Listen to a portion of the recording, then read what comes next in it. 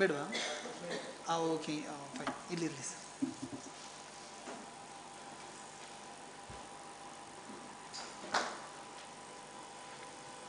Dear friends, it gives me great pleasure to welcome all of you to this program of lecture organized by Higher Life Institute.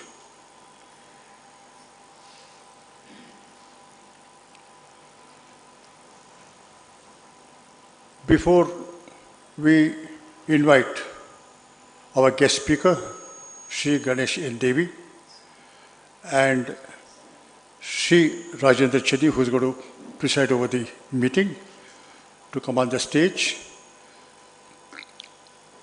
We have a few words to say about the Higher Life Institute, and then we'll play the anthem of the Higher Life Institute. The Higher Life Institute has for its objective, stated objective, exploring the application of universal brotherhood of humanity. The idea is that universal brotherhood is not a mere utopian ideal, but it is a fact of nature, it is a fact of existence. So, any true reform, any true progress were to ever take place, it can be only when in collectivity mankind realizes universal brotherhood to be a fact of existence. It reveals to us that none of us is separate from others, that the whole universe, the whole nature, the whole life is interdependent. What hurts one hurts another. So it's only when we realize this and the whole of nature evinces a progressive order towards a higher life. It is this consciousness, it is this awareness which is to be aroused. Mankind is basically divine, but involved in material existence, he loses consciousness of it.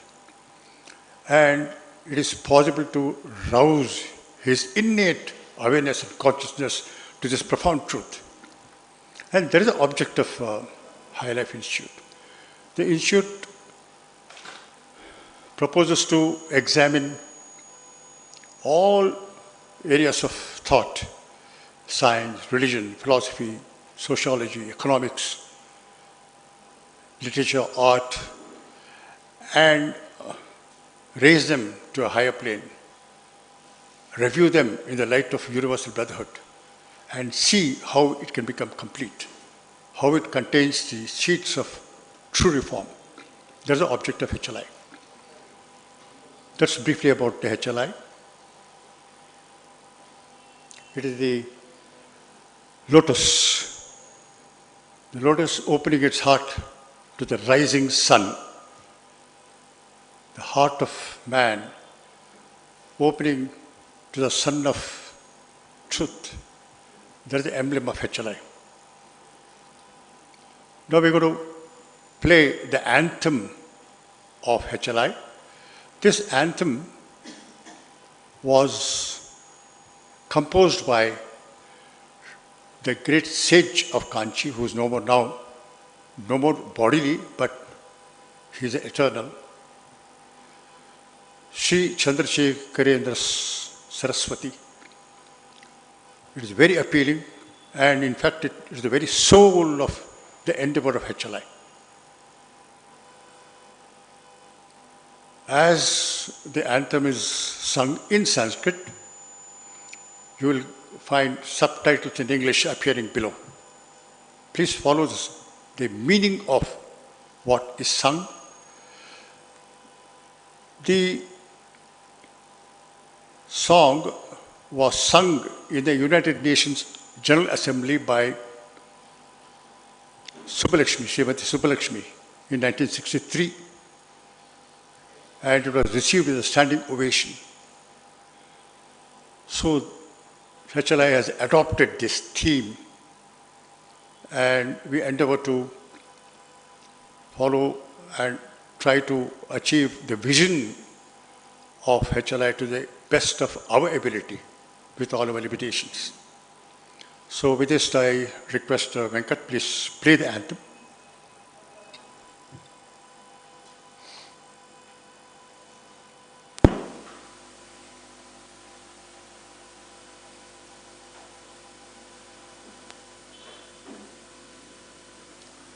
It was 1966, not 1963, as I said earlier.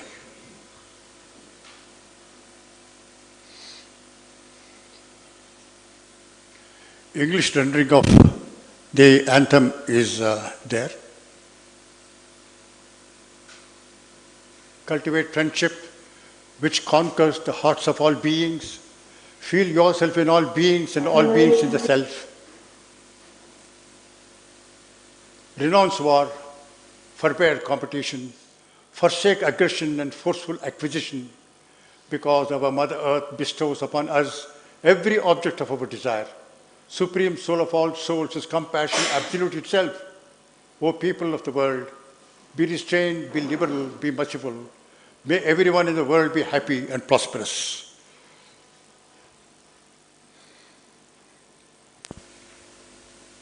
मैत्रीं भजत अखिलहृदये मैत्रीं भजत अखिलहृदये आत्मवदेव परानपि पश्यत आत्मवदेव परानपि पश्यत युद्धं त्यजत स्पर्धां त्यजत त्यजत स्पर्धां त्यजत त्यजत परेष्वक्रममाक्रमणं त्यजत परेष्वक्रममाक्रमणं जननी पृथिवी कामदुघास्ते जननी पृथिवी कामदुघास्ते जनको देवः सकलदयालु जनको देवः सकलदयालु दाव्यत दत्त दयध्वं जनताः दाव्यत दत्त दयध्वं जनताः श्रेयो भूयात् सकलजनानां श्रेयो भूयात् सकलजनानां श्रेयो भूयात् सकलजनानां श्रेयो भूयात् सकलजनानां श्रेयो भूयात् सकलजनानाम्.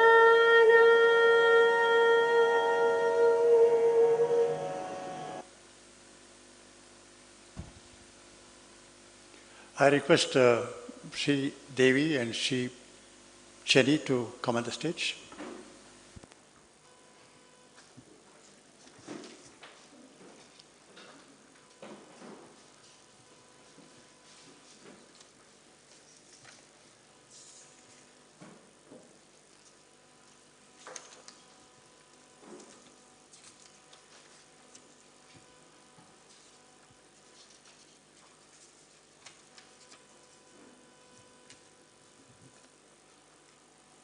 Dear friends, it gives me great pleasure in introducing you to the two speakers who are on the stage. Sri Devy, Sri Ganesh and Devy will be delivering the lecture on the subject, the essential feature of Indian civilization. And Sri and Rajendra Chenny will be presiding over the function, and he'll be delivering his presidential remarks after the talk by Mr. Devy. Mr. Ganesh Devy needs hardly any introduction at all. He is very well known in academic circles and among the circles of art and intellectuals. He is Indian literary critic. He was educated in Shivaji University in Kolhapur, and also he was in University of Leeds, UK, and he held the fellowship at the University of Leeds and Yale University and Thomas H.B. Simon University, Trent University, Canada, and also in the J.N. Jawaharlal Nehru University. He was a professor of English at Sayajirao University in Baroda. He had a very brilliant academic career, but he gave up academic career and has dedicated his life to work with and for de-notified and nomadic tribes and Adivasis. They founded Bhasha Research and Publication Center at Baroda and founded Adivasi Academy at Tejgad. He initiated the largest ever survey of language in history. He published 50 multilingual volumes, and he has been awarded Padma Shri. The very important point that I would like to mention is that he is one of the conscientious defender of freedom of thought and conscience, and one of the protesters against growing intolerance and trawling of intellectuals in India of late.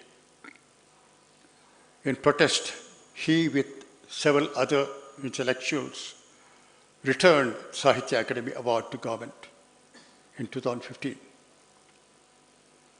And he started Dakshinayana movement, whose inspiration is seeded by seminal thoughts and ideals of Mahatma Gandhi and Baba Sahib Ambedkar. We are very fortunate to have you, sir, on the platform of HLI to address the gathering. On behalf of the HLI and all of you, I welcome you.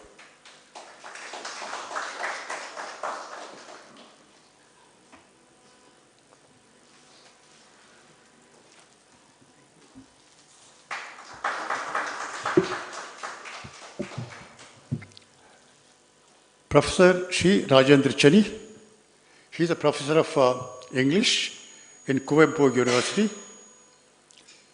He has Masters of Arts, MA, from Karnataka University and doctorate from Mysore University, and taught English in Karnataka University, Dharwad, in Sahyadri College, and was head of the Department of English. He is a literary critic of both English and Kannada literature. You must see his Kannada language, superb classical Kannada language. Has contributed literary articles and has evinced interest in Janapada literature. In recognition of his seminal contribution in literature and in folklore, Janapada, he was honored with JSS Award, and he was also conferred Karnataka Sahitya Academy Award.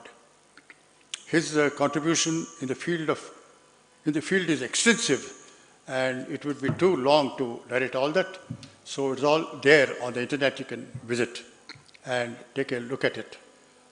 Like Professor Ganesh Devy, Sri Rajendra Chani upholds human rights of freedom of thought, of freedom of conscience against attempts by powers that be to arbitrarily enforce its narrow, divisive ideology and persecution of independent thinkers, artists, and journalists. We are very fortunate to have Sri Chani on our platform. We are grateful to him for having kindly consented to preside over, over today's event. And when I asked him on the phone, he hesitated a little, say, "Oh, Ganesh Devy is so high a scholar. I feel I do not find up to the mark." But then that was his only humility. He's equally eminent in his field. And he gladly accepted to preside over the function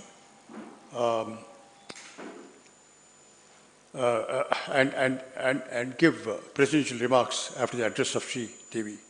So HLI and on behalf of all of you, welcome Sri Chani to this event. Thank you very much.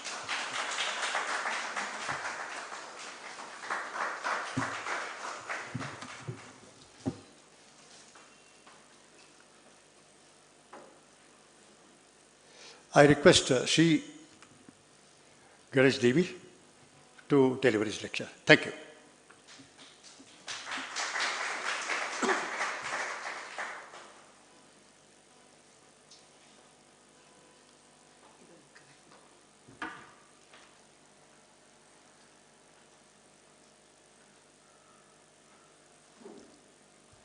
Professor Rajendra Chenni,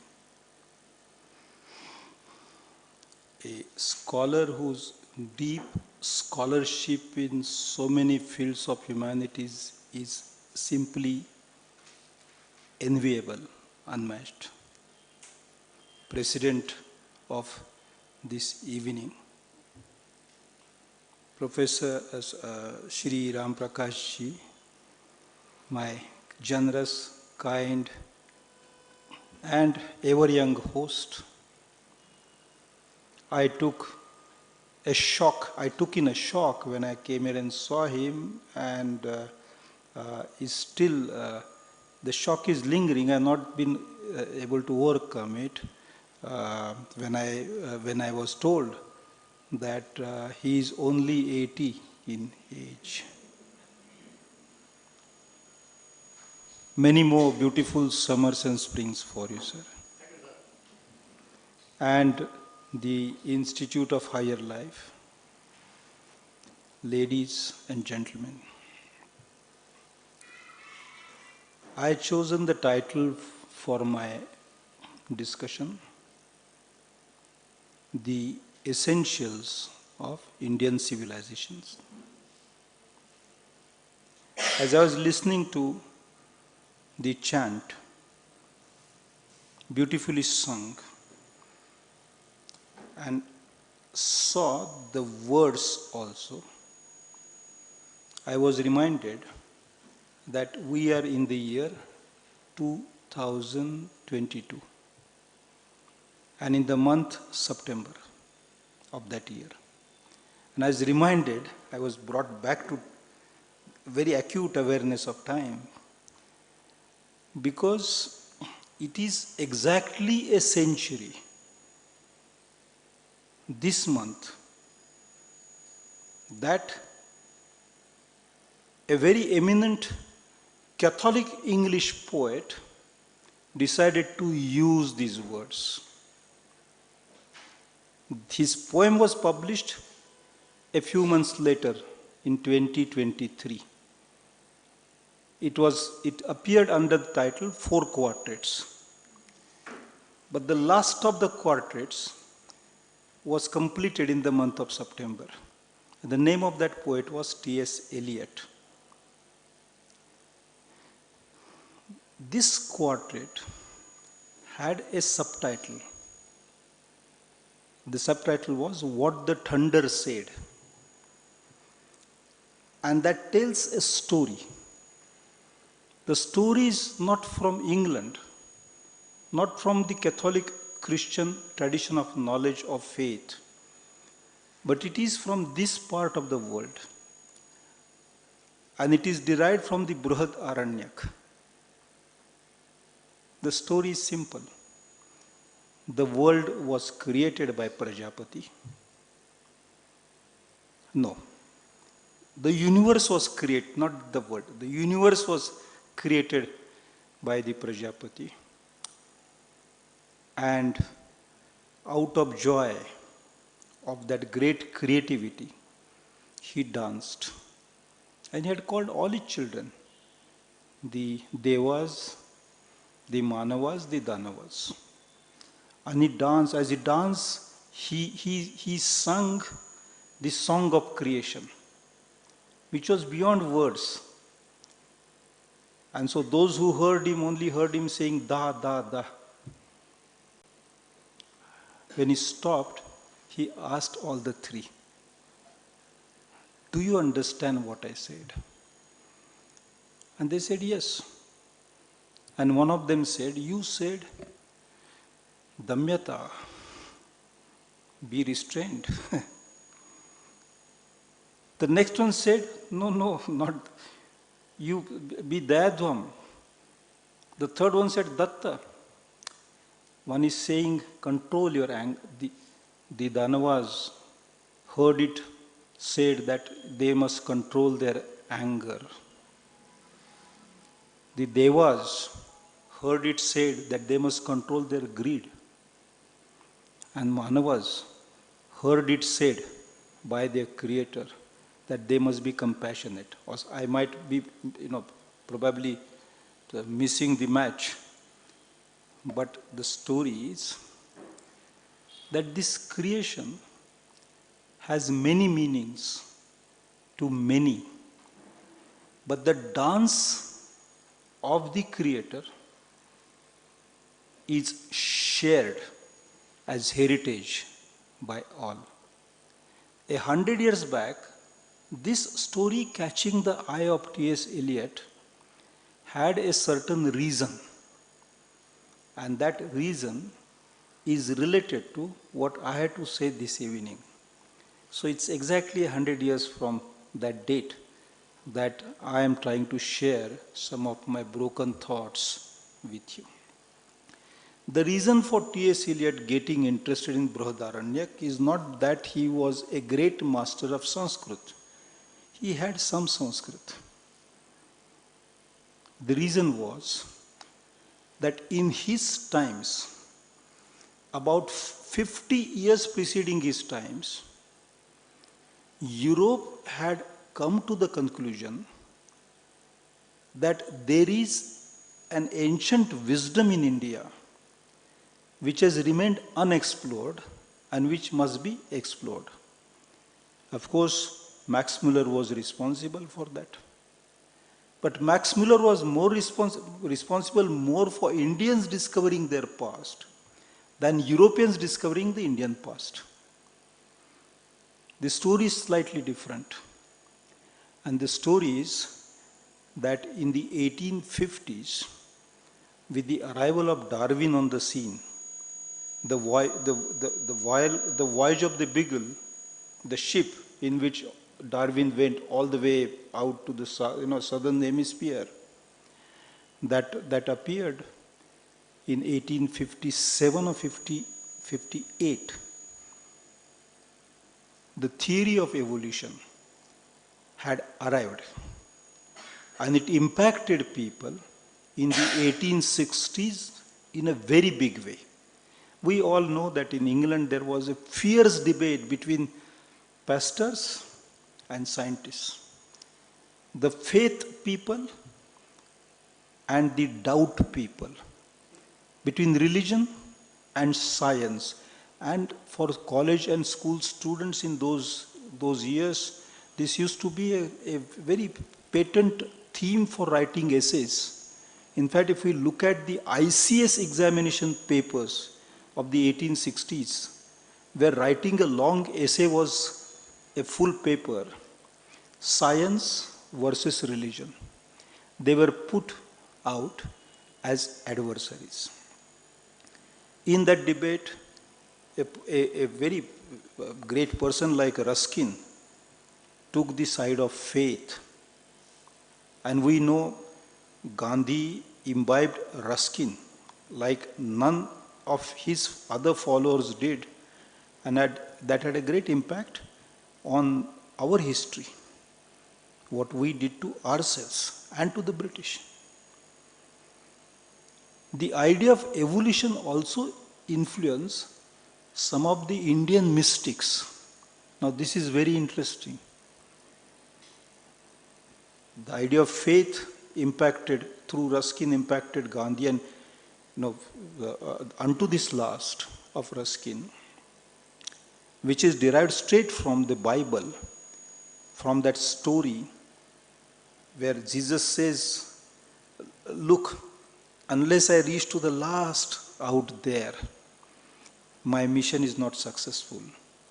Gandhi thought how beautiful this would be as a mission statement for his life. And Gandhi has so often said that whenever you are in doubt and you want to know how to go ahead, ask this question whether you are able to reach to that last man. When Gandhi says that, he is hearkening back to Ruskin, unto this last. But the theory of evolution impacted some of our mystics as well. And among them, the most eminent was Aurobindo Ghosh, who was a near contemporary of Gandhi. Gandhi was born, Mahatma Gandhi, Mohandas Gandhi was born in 1869, Aurobindo was born in 1872. It is a strange story in history that while both of them were Maharshis, Mahatmas, Aurobindo was known as Maharshi, Gandhi as Mahatma. Aurobindo died about 2.5 years after Gandhi died. And if you were to count the exact number of days and months and years they had in life, they're almost identical, with a difference of a few hours or few days. Aurobindo picked up the theory of evolution as the backbone of his mysticism. The evolution of the mind, the higher life, the supramental life is the idea that Aurobindo developed, going along the path of evolution. Now, why I mention this is, in Europe, the interest in India's past was increasing. That interest was received in India by synthesizing the two and not looking at them as absolute binary. I'm slowly moving to one of the essentials of Indian civilization. But to complete the story of this interest in India, I must add perhaps theosophy, Madame Blavatsky and her followers, most eminently Annie Besant here, and some Indians going out to Europe. I was telling Ram Prakash ji how at least 3 mystics impacted the writings of W.B. Yeats. It's a very beautiful poem, and it all comes out of theosophy. W.B. Yeats wrote a wonderful, absolutely thrilling poem called Mohini Chatterjee. I mean, I have great temptation for reading, but I will not read it. You can find it on Google. Unforgettable poem. And then 20 years later, he met, the last line of that poem is, despite all this, despite so many births, despite you passing through so many states, mental states, we all belong to a deathless dance. The deathless dance of Prajapati, which attracted T.S. Eliot as well. The trope of the deathless dance, unceasing dance, unending civilization, ceaseless flow of history that India is, was attracting the European mind, and some of it was coming back to us to attract us, not just to Europe, but also to our own past. But there were some other reasons. I mean, theosophy came, Blavatsky, and then Annie Besant, and Annie Besant became not just a philosophical influence, but also political impact. Her Home Rule League, which was a combine of the sentiment in Russia anti and anti-state sentiment in Russia, as well as the Irish Home Rule League, which, because the Home Rule League motion was passed, was moved and rejected twice. Then Annie Besant came here and third time. In 1817, it got passed in the British Parliament, and at least Southern Ireland became independent nation. She had combined these things in her theosophy and freedom. Having a spiritual heritage with the idea of freedom. Tilak picked it up and he set up the Home Rule League in India in 1916. He disbanded it in 1918. But some others were impacted, particularly a younger man called Senapati Bapat, who later, much later, joined Subhash Chandra Bose. For some time he joined Aurobindo Ghosh. For a while he was follower of Gandhi. But whether it is Tagore, and in Yeats's life, Tagore, Mohini Chatterjee and Purohit Swami, these three Indians entered Yeats's life and impacted Yeats's life. I am saying that whether it is Gandhi, Rabindranath, Aurobindo, they all had a certain idea of the divine which linked with the life of the people. That linkage in turn linked with the Bhakti period in the past, through which great minds such as the sects in the south, our Akkama Devi or Basaveshwar, Basava, Tukaram, Namdev, Jnaneshwar, Mira, Kabir, the Sufis, the Dasa poets, the Dasa Mandal, occasionally Jaidev in the east, and Chaitanya, of course, the Bangla Chaitanya, great. In Assam, Shankardev.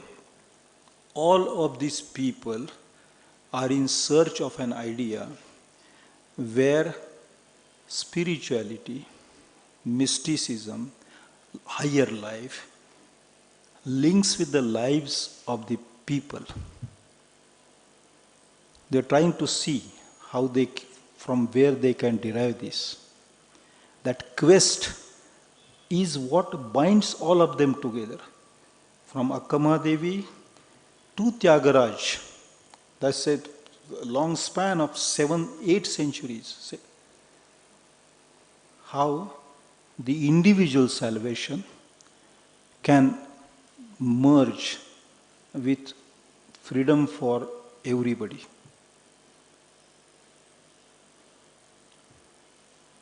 I will not be surprised if you suddenly get up and tell me that this idea is much older, that this idea appears for the first time in Gautam Buddha, who says to Mara,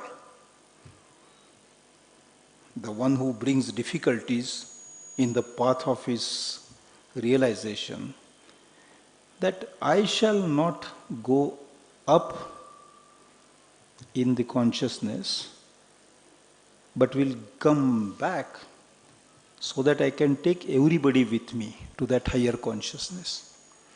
When Aurobindo says that there is synthesis of yoga, it is not synthesis of many schools of yoga, but it is synthesis of the idea of yoga with destinies of people. Never once Aurobindo proposed that one should get into sannyasa, nor is sainthood associated with abnegation. Suffering, understanding suffering, sharing suffering of other people, that's part of our spirituality. But rustication from the society was not made the primary condition for sainthood, but rather coming back to the society was, as was in the case of Jesus Christ. That period of the second half of the 19th century was the period when Europe was getting increasingly convinced that India had a much longer past than European past. And that acute awareness had arisen not out of political wisdom or political thought or study of history. That acute awareness that India has a much longer past had arisen out of two rather unrelated disciplines. One was geology, and the second was anthropology. The anthropometric study of different types of humans in Africa, Australia, here in Asia, eventually took the anthropologists to realize that there has been this idea of evolution in the case of people which takes you back to a beginning or several beginnings. And when you find so many skulls here, which you try to detect how long back they had fallen, the men dancing on deathless feet nonetheless fall to death. And the skulls do give out the age to which they belong. Anthropology was moving very rapidly in that direction, and geology allowed people to figure out the various layers of the earth to detect the age of the places, rocks, particularly tools made out of rocks. And the Neolithic, Microlithic, the lithic, the lethal use, the hurting use of something which is non-body, material, which is material, such as pebbles, rocks, so sharpened, polished, chopped to make knives out of them, to make hammers out of them, to make bullets out of them to hit birds and animals. All of those found on the face of the earth or under the face of the earth, immediate surface, allowed geologists to conceptualize a steady development of humors over ages. Now, this skull business, anthropology, initially, that is in the 1870s and 1880s, had no way of distinguishing between one species of the homonyms and another, whether it's Neanderthal, whether it is Homo erectus, or whether it is Homo sapien. Initially, it was difficult to decide. And so when they found larger bodies, not 6 feet or 5 feet tall, but 9 feet, they felt these must be giant humans sometime in the past who walked with long strides and had magical powers. And there were people, towards the end of the 19th century, European scholars in archaeology, who spent an entire life chasing what even today people in the Himalayas call the yatis, the footsteps of those. There is an American anthropologist, archaeologist, who spent an entire life just going from beginning with Afghanistan, going way up to Meghalaya and beyond, to find the anthropology had created this mischief and trouble for archaeology. Now the question of civilization related to these material remains, archaeological remains, anthropological remains, and historical knowledge.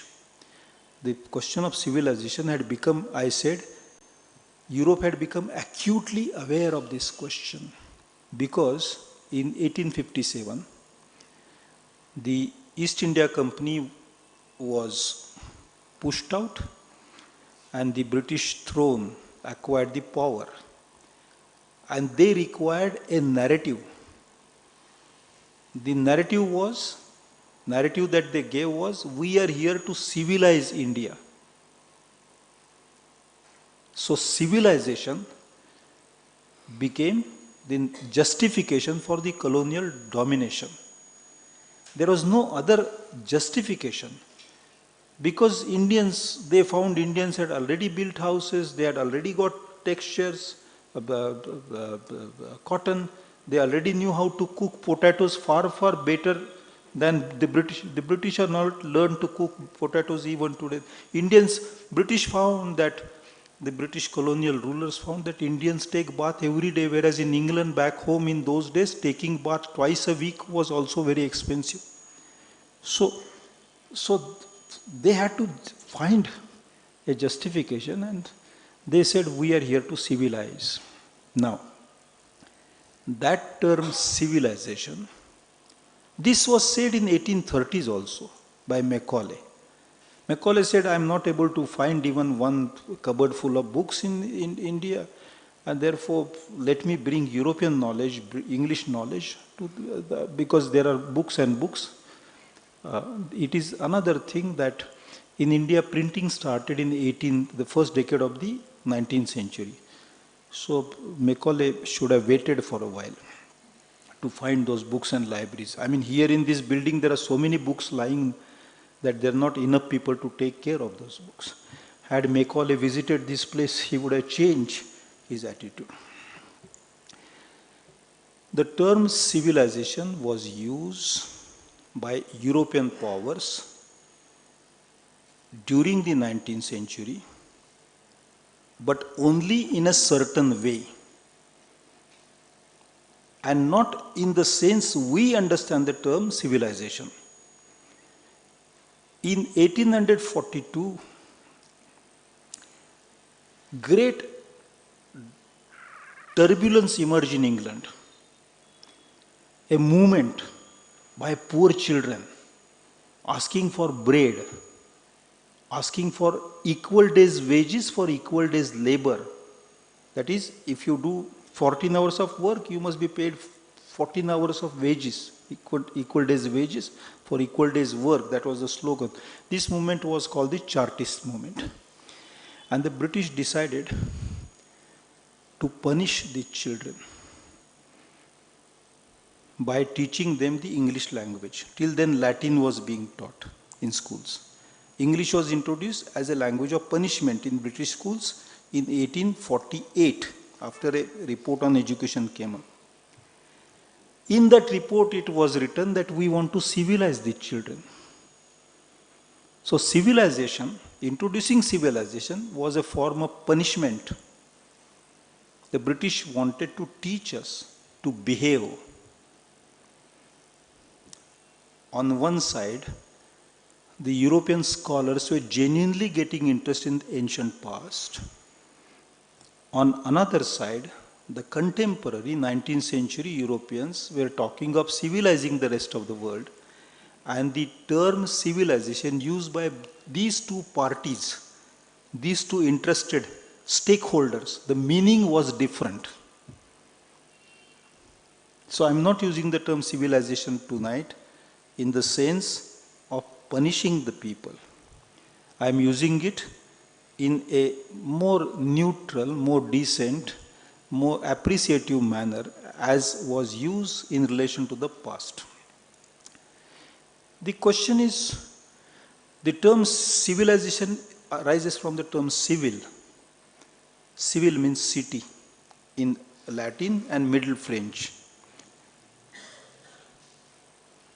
So, wherever in the remote past, very long back, wherever cities emerge and they became prominent, the term civilization got associated with those periods or areas or those occurrences, those emergences.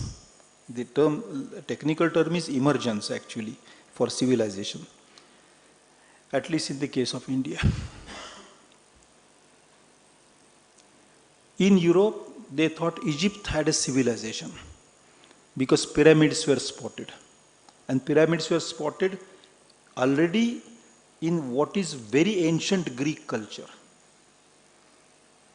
They were known nearly 2005 or 600 years before our time, the Greeks knew pyramids, and that they based on geometry and so on. The Europeans thought that the Latin culture was a Roman civilization. But they were hesitant in using the term, and they chose to use the term Roman Empire. Though the structure of the empire was not exactly what the structure of an empire is from the perspective of a chartered accountant or a political scientist or secret police. I'll not get into that. They said India had an ancient civilization. That suspicion, that claim had emerged in the last quarter of the 18th century.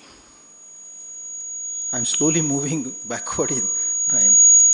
This suspicion had emerged in Calcutta in a society like this, small group of scholars, serious-minded scholars, society called the Asiatic Society, where a young Englishman had, after looking at some Persian and some Sanskrit, and having already acquired knowledge of Greek and Latin back home before coming to India, only suggested, that there possibly might be a link language between connecting Persian and Latin and Greek and Sanskrit. And he named it because he was thinking of European languages as well as Indian languages. He called it Indo-European. He said possibly this existed. Possibly a common mother for all these languages existed. A Proto-Indo-European existed. And he imagined a period for that. And he had to imagine a period which was prior to the period of the Vedas. Because till then it was believed that Vedas are the earliest record of human literary existence. They had by then started acquiring some knowledge about Zendavesta, some knowledge about Armenian, some knowledge about ancient Iranian. And so, but they were loosely floating without being able to determine the exact period. This is end of the 18th century. And through the 19th century, historical linguistics developed, and people were able to determine the different stages, historical stages and so on, as to which language followed which language, etc., etc. It was then, after the 19th century, mainly in the 20th century, that they found out places which predated the Vedic civilization, Vedic culture, Vedic period. And that date was nearly 1,000 years before the emergence of Rigveda. And this is what we call the Indus civilization. Harappa, Mohenjo-daro, and many others. And now, over the last 100 years, the research is so advanced that hundreds of what they call cities, that is with a population of from 2,000 to 10,000 persons, city. Not city like Bangalore, because Bangalore would be a very difficult case for future historians. When Bangalore goes down under the earth, and some 2,000-3,000 years from now they unearth it, it would be a very complicated, they will write questions like, we don't know how humans could survive here without air and water. So, something like that. But these were small cities, but yet called cities. Now, those settlements were called cities,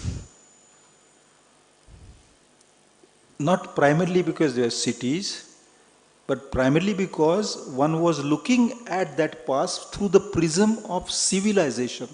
And as I said, civil, city is the. Today, our knowledge of that ancient civilization, pre-Vedic civilization, is much more advanced. Now we have genetics to help us, and we know that the process of evolution starts somewhere in Africa. There are migrations into various parts of the world, but as far as South Asia is concerned, the earliest migration is dated back to 65,000 years before our time. And with certainty we can say in southern part of South Asia, there is southern India as we call it today, at least 45,000 years. 45,000 years before our time. In comparison to those dates, Mohenjo-daro, Harappa look very recent. Abhi ke bacche. We also know through the development of agriculture, history of agriculture, that pastoral nomadic people following Holocene. Holocene is about, that is climate change, major climate change, is roughly 9,500 years before Christ. That is roughly 12,000 years before our time. When the temperature started rising, allowing the accumulated snow to melt, allowing blades of grass to come up, birds to chirp, plants to grow, animals to play around, humans to hunt them. That process also took about 2,000 to 3,000 years. That is 12,000 years before our time to 9,000 years before our time. Was just the first phase of that climate change. Today scientists tell us that we out of Holocene and we entered Anthropocene. That is, all the lovely time is over and terrible times are here knocking at our, actually they entered our houses. I wonder if there's anyone in his house, in whose house there is no AC. Anthropocene has entered our houses, our homes. First 3,000 years is the life just starts whispering. Then comes pastoral nomads. Then comes taming of animals, taming of plants. Taming of plants, domestication of plants allows us agriculture. There's rice agriculture. There's wheat agriculture comes from Iran to India. Rice agriculture probably from East Asia to India. I'm not sure about that. That phase of agrarian procedure, agrarian technology, agrarian socialization is roughly 6,000 years to 7,000 years before our time. And through agriculture, through domestication of plants, surplus comes. And through that surplus, a little leisure to make your pots nice, to make the things you use nicer, to make a brick out of the earth, put a brick upon a brick, and a little settlement that archaeologists can call a city. And if you're doing agriculture for about 3,000 years, you know how to treat water, therefore your drainages in those cities. It's not that you've seen water, how to handle water for the first time. Some 4,000 years, 4,500 years before our time, people did not find water as difficult to manage as we find it in Bangalore today during rainy season. Mohenjo-daro, Harappa, the Indus civilization was the first time that in South Asia people formed a civilization in the technical sense of the term. I will wind up in 10 minutes time. In formation of that civilization, there was one dependence on nature as a core value. in that civilization, allowing people to come from many parts of Asia. People came from West Asia, they also came from South Asia. People in the south could go right up to Mesopotamia, taking simple words like immediate, intimate, personal pronouns such as are. In Hindi we say are, kya chikta hai? Sorry. Are means like something like in English, you. If we say, oh, you feeling, if you were, no, if you ever went to Bangalore, you would shiver in winter. Now that you is not you, but it means one. If one had blue shirt rather than pink shirt or something like that, so that is intimate personal pronoun are, which is probably in Kannada, but is certainly in Tamil, went all the way to Mesopotamia to return to India in Hindi. And there in the Iranian it became also Arya. And later in Sanskrit it became Arya, which means Bho Arya, which means O gentleman. In Marathi we say Kai Bhau. I don't know how you say it in Kannada. Are dost, are dost, are yar, are yar. Same sound. The civilization had brought people from all parts of Asia together there. And therefore, that civilization learned how to accept and not to reject. And also because there were earlier migrations where people had developed what is known as population knots, which is a principle used in linguistics to explain the emergence of a language, independent of other languages. And these population knots, where minimum 900 persons have to be there, making a camp, and after a few hundred years they are bound to create a new language. Such languages had emerged. These languages came together, accepting people from outside, accepting migration as a normal thing, accepting many languages, and therefore, and closeness to nature. These became principles of that civilization. Later, the Indus civilization comes to its glory around 2500 years before Christ and goes down by 1900 years before Christ, and after about 500 years comes the Vedic civilization.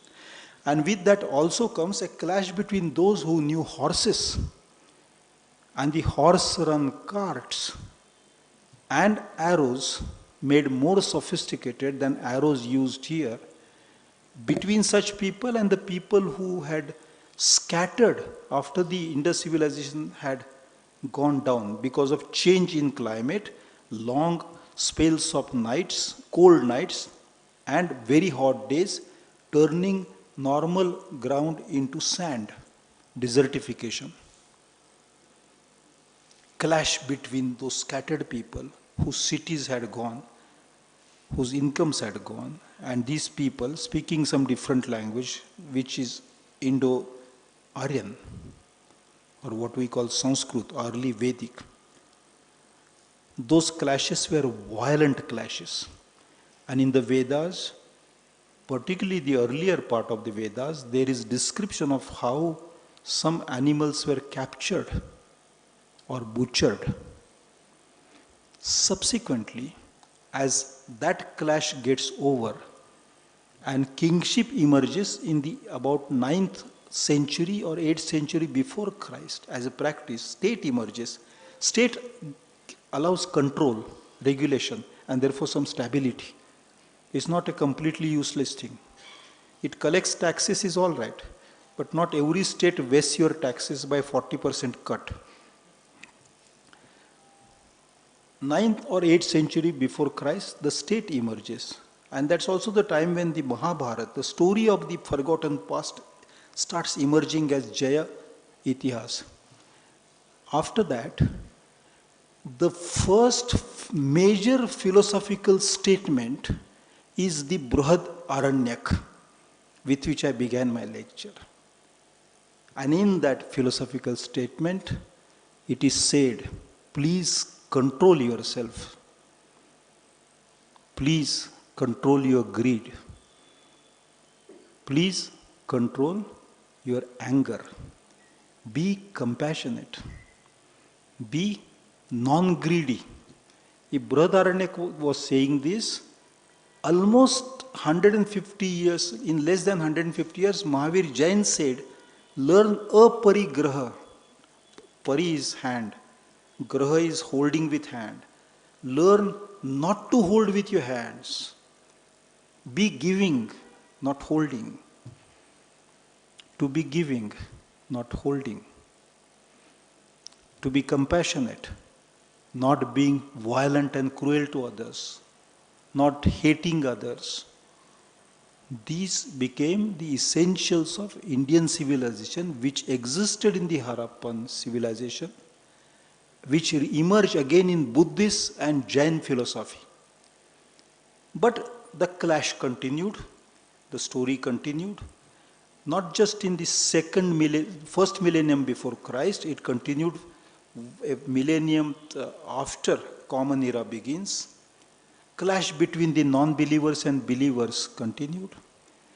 That clash continues in the second millennium after Christ, and so we have Basava and Akkamadevi emerging again to say, be givers, share everything. What are the Lingayat words? There are, this kaya, Yes, give.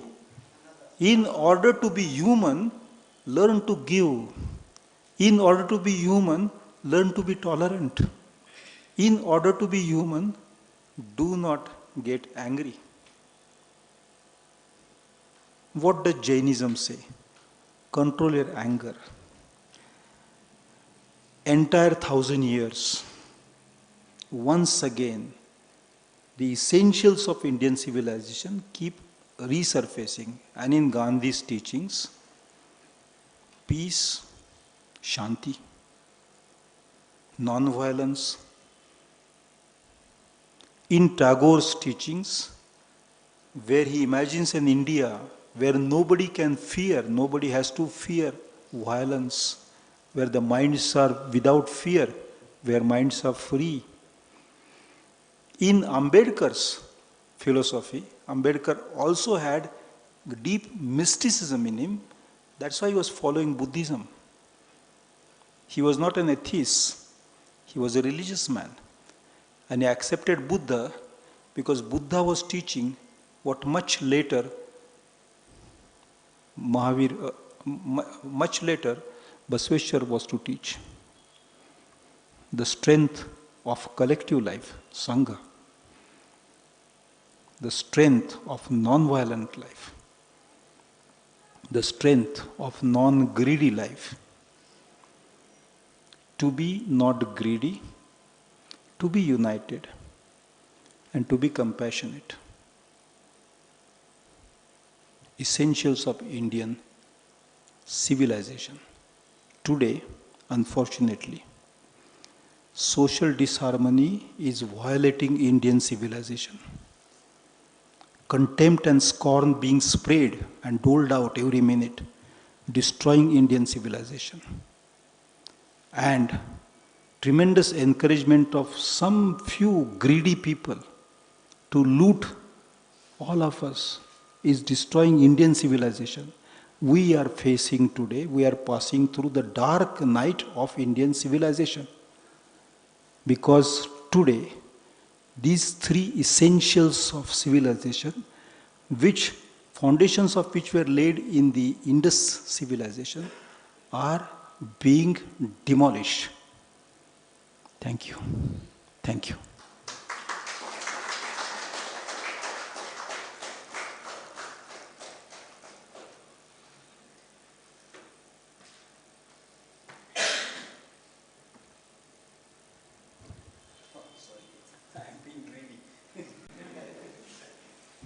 Thank you, Sri Ganesh Devi. I request Sri Chani to offer his presentation to us. Thank you.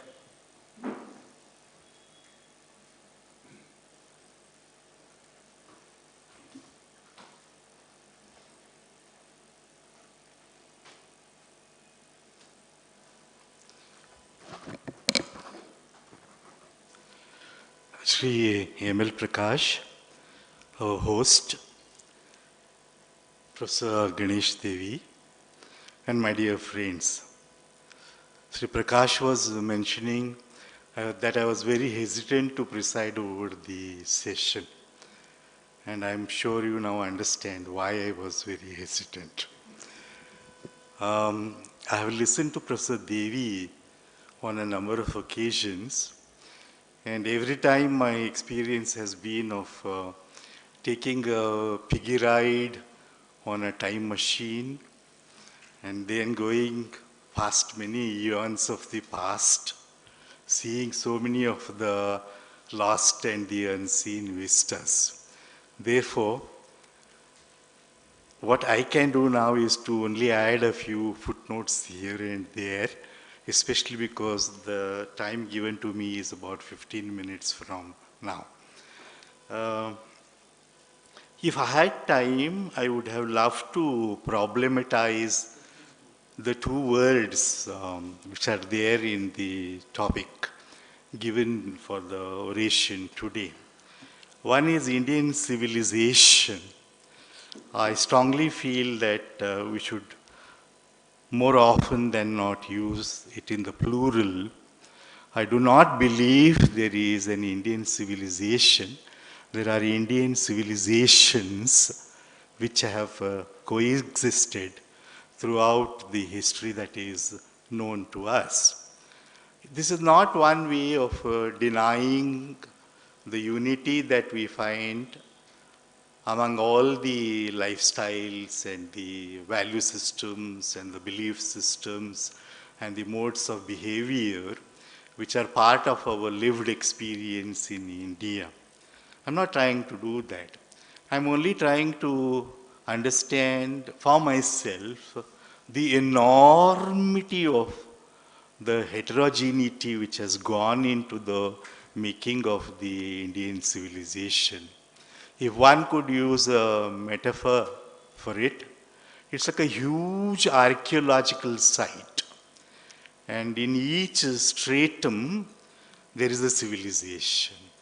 And as Michel Foucault would say, these are not dead parts of history. It's not that one stratum is now overlaid on another, and the one which is buried under it has nothing to do with us or our thinking. All these strata seem to be simultaneously communicating to us, and it's such a difficult task for anybody to dig into the past, dig into this huge archaeological site. I'm not very happy with this metaphor either, because somehow the idea of an archaeological site takes you away from your contemporary life and your contemporary understanding and consciousness. Despite the manner in which I'm using that metaphor, what I'm trying to communicate is the continuous coexistence of many civilizations in India, as though India strongly and consistently refuses to forget. There has never been an amnesia when it comes to our civilizational memories, whether it is the worship of the mother goddesses in Harappa and Mohenjo-daro, and the few hints given about perhaps some primordial form of tantra in that civilization, right up to the post-colonial Indian civilization which we are now experiencing. It seems as though our memory, rather than finding it a burden to remember, finds it a means of enriching itself continuously. And that is how these Indian civilizations, I think, have been forming a kind of a continuum to which we are constantly required to return. As Professor Devy was mentioning towards the conclusion of his presentation, now is the time when we refuse to give up this incorrigible plurality of the Indian civilizations. This is a matrix of so many civilizations which do not allow anybody to tell a single story. There have to be many stories.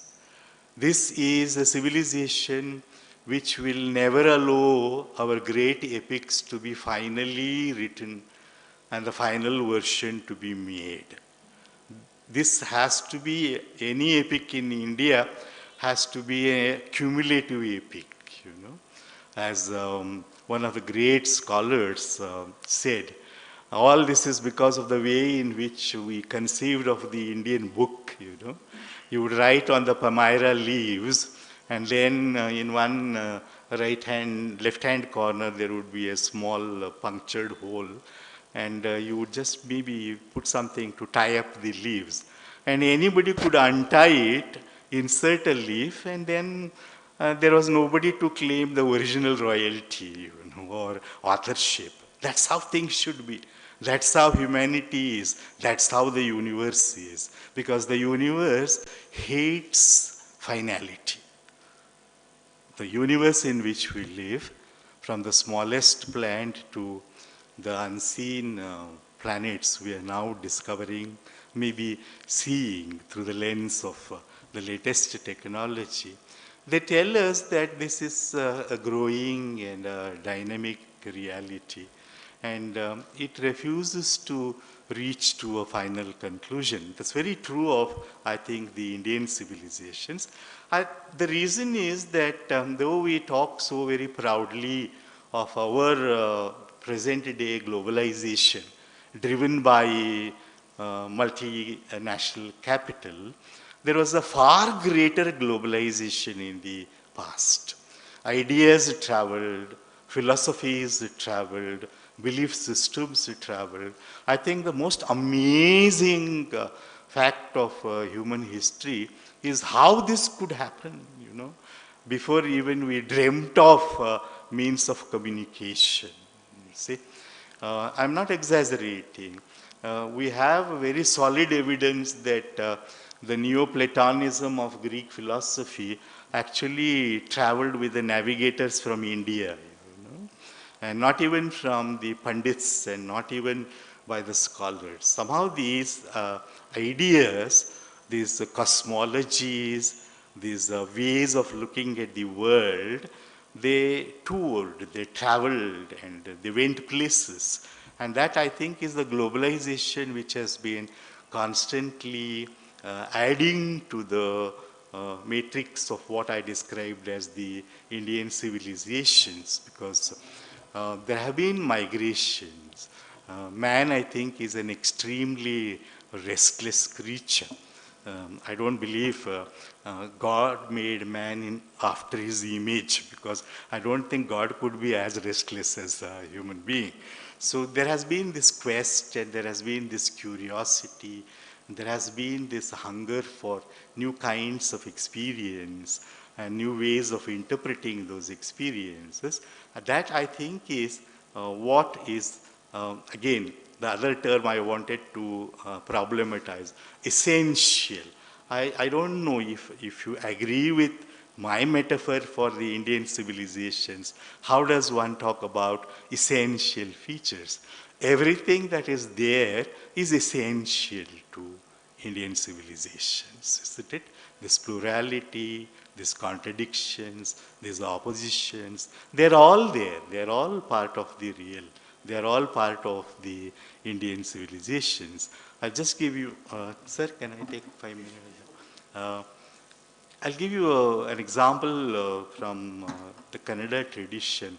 In the 10th century work, Adi Purana by Pampa, you have a debate in the presence of the king where the Indian philosophical systems are discussed. And as we know, in any such systematic discussion of Indian philosophies, Lokayata, the materialist philosophy, was one of the most important. And what pleases me is that in the 10th century, this is probably just the second or the third extant text in Kannada, you have the vocabulary, you have the register where the entire argument of materialism is presented in Kannada, along with the other philosophies. So I think the story of Indian civilization has been not just the casual accumulation of knowledge, but the more difficult, purposive task of framing a language, or let me say, framing languages for it. If the Indian bhashas can do it, can explain, can annotate, can oppose the toughest and the most involuted philosophical systems, something has to be said about the great capability of Indian civilization. The other example I wanted to give is, first there is a little anecdote told to me by Tariq Ahmad.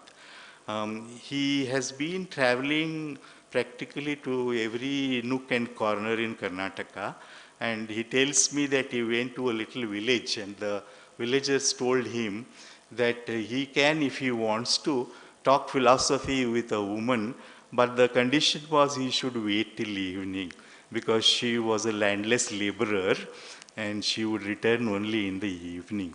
And he waited, and in the evening she came, she kept aside the basket she was carrying and then removed the sweat from her forehead with her pallu and sat down and began a discussion of Indian philosophy which went on till early morning.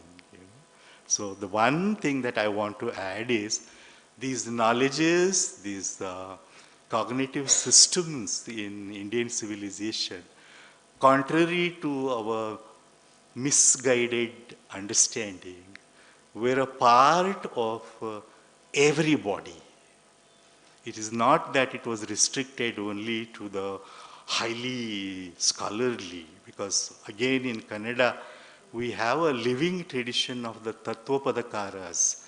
The Tattvapadakaras are practically not very literate. I won't call them illiterate. They're not very literate, but they are the composers of the finest philosophical poems in colloquial Kannada, and that is being done even as we are sitting and talking here, using the English language. Someone in Sharif's village is now composing a poem about the most difficult metaphysical questions in colloquial Kannada, and not even colloquial Kannada, a heterogeneous language where the first three words are in Urdu and the last two are in Kannada.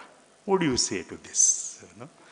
This, I think, is, if at all we want to use the term essential feature of the Indian civilizations, because the man who labored, the woman who sang while she was working in the field, did not consider herself as having no access to deep thinking and philosophy. She knew that she could use any handy metaphor and enter into the great scholarly tradition. This, my dear friends, I feel, to go back to what Professor Devy was saying, we are now facing the danger of losing this plurality.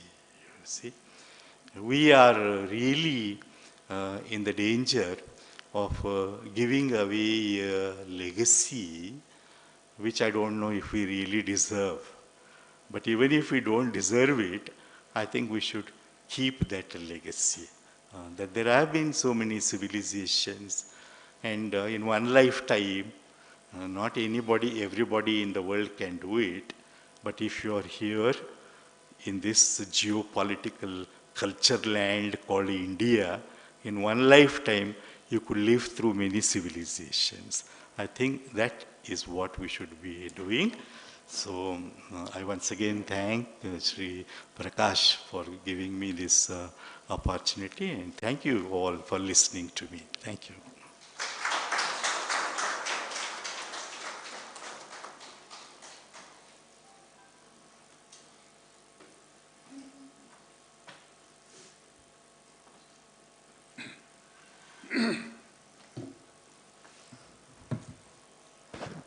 Thank you, Sri Rajendra Cheni, and thank you also to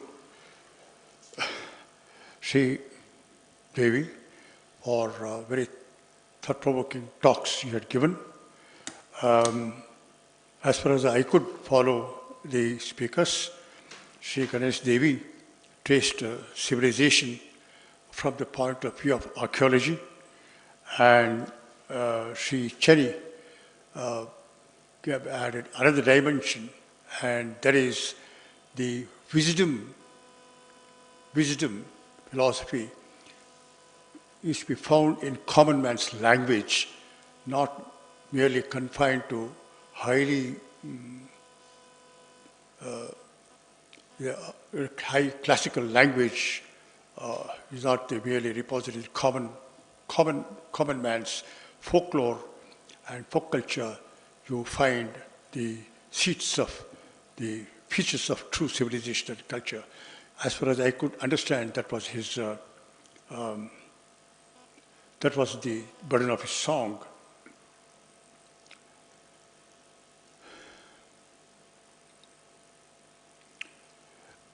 Mr. Sri Devy spoke of theory of evolution impacted Indian mystics as well. And he spoke of Aurobindo, expounded theory of evolution. And I also remember to have read Aurobindo's Speaks of Man to Become Superman. And this is supposed to have been influenced by Darwinian theory of evolution. But there seems to be, if I have not mistaken this point of view, that it is from the Darwin that the Indian mystics got this notion. I do not know whether the speakers meant it, but if there is a meaning, it needs to be revised, because the farther back you go into antiquity, as Max Muller says, the nobler, the greater civilization that you come across. So, and it's not that culture and civilization can be traced through archaeological means only to a few 10,000 years ago. Because we are constrained by our idea of evolution to Western idea of organic evolution. Man is not just organic being, he's a very complex being. Theosophy speaks of threefold evolution. Moronic or spiritual, intellectual or manasic, and physical. The three streams of evolution mix and mingle in man. And Theosophy doesn't speak of creation, it speaks of archetypes. The archetypes, the ideal, gradually manifest down the descending planes of materialization to the gross. And we are product of this great evolutionary stream in which the universe in its sevenfold aspect, man in his sevenfold aspect are perfectly blended together. This is the meaning of what the ancients always proclaimed. Microcosm, man, is a perfect copy of the macrocosm, the universe. So it speaks of this grand evolution. And West Western idea of evolution is very limited based on mere outer appearance. But the ancient wisdom goes to the very soul of things and traces the whole sequence of evolution from the spiritual, the manasic, and the physical, and shows where we now exist and what our future destiny is. Theosophy gives a complete, comprehensive view of this. One of the aims of HLI is to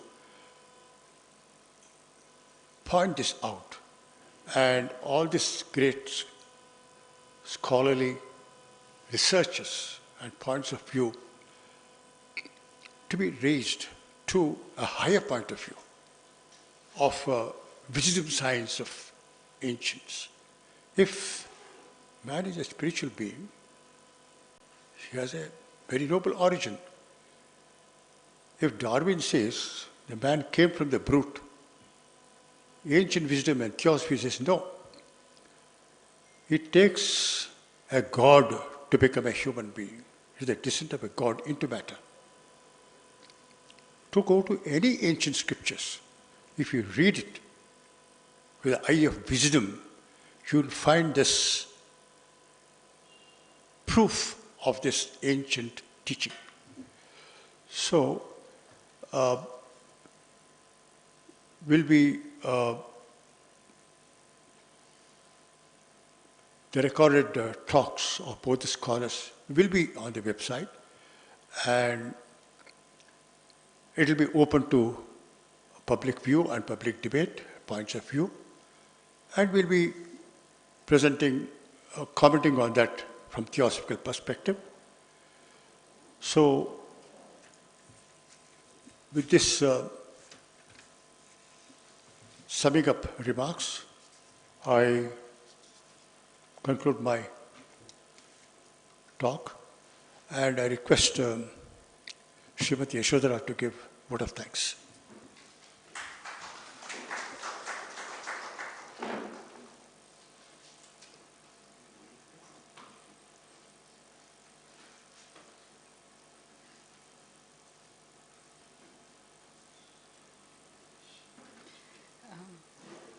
It's a deep pleasure and honor to propose this vote of thanks. On behalf of the Higher Life Institute, I thank Professor Devy for delivering this evening's talk on a very important topic, essential features of Indian civilization. Professor Devy is present with us today despite his extremely busy schedule of activities and research which extends all over India. Higher Life Institute is very grateful to you, who you so readily and wholeheartedly agreed to come and be here and give this lecture. I thank Professor Rajendra Chenny for his graciously agreeing to preside over this lecture program and enrich it with your own comments. We are very grateful to you, sir.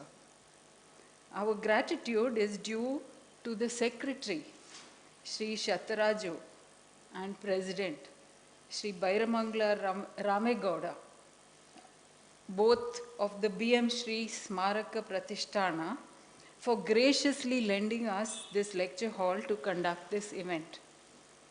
Higher Life Institute is grateful to each one of you who have taken the effort and time to attend and grace this occasion. HLI also acknowledges with gratitude the enthusiastic response and cooperation extended by Sri Harsha Kumar Kugve of People Media, Sri Mutraju of Gauri Media, and Sri Guru Prasad, the literary critic and publisher. All of you have given wide publicity to this evening's program and shared the proceedings in your respective YouTube channels. For this, thank you. Once again, thank you one and all.